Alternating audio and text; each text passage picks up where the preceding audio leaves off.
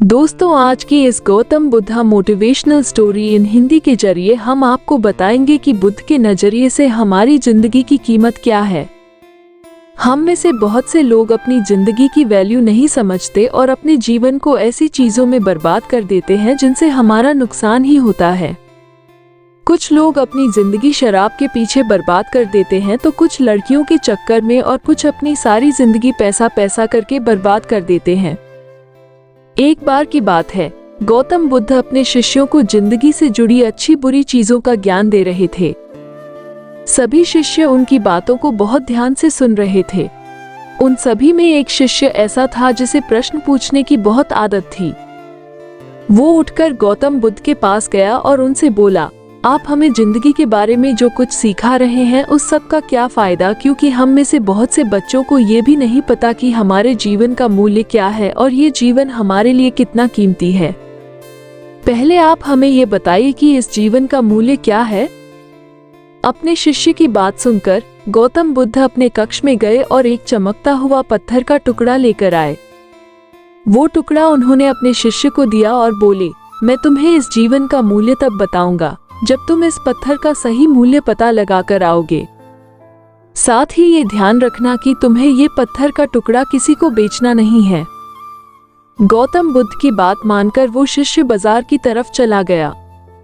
बाजार में सबसे पहले उसकी नजर एक फल बेचने वाले पर पड़ी और उसने वो पत्थर उस फल वाले को दिखाया और बोला, इस पत्थर के बदले आप मुझे कितने फल दे सकते हैं।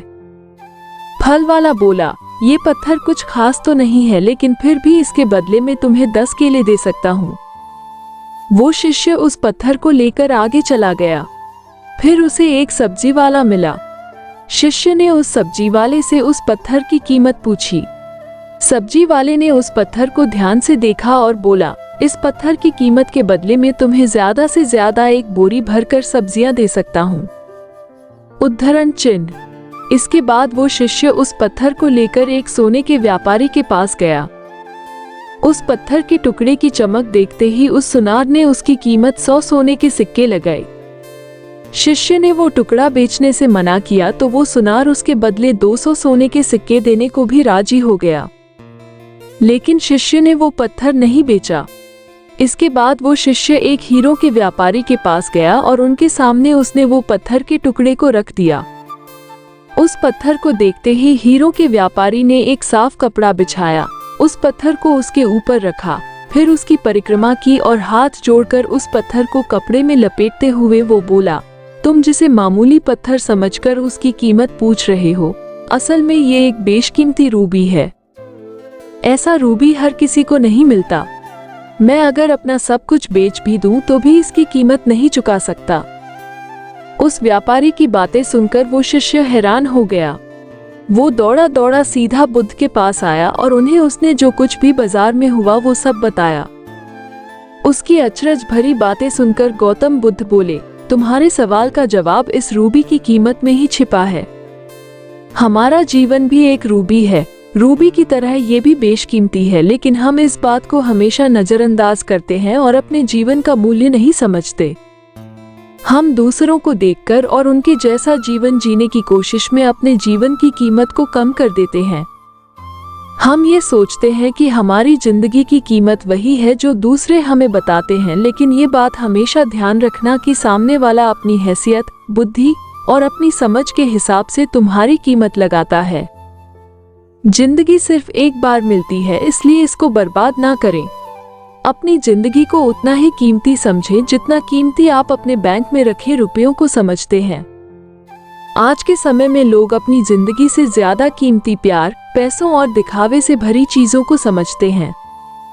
प्यार के चक्कर में लोग सुसाइड कर लेते हैं।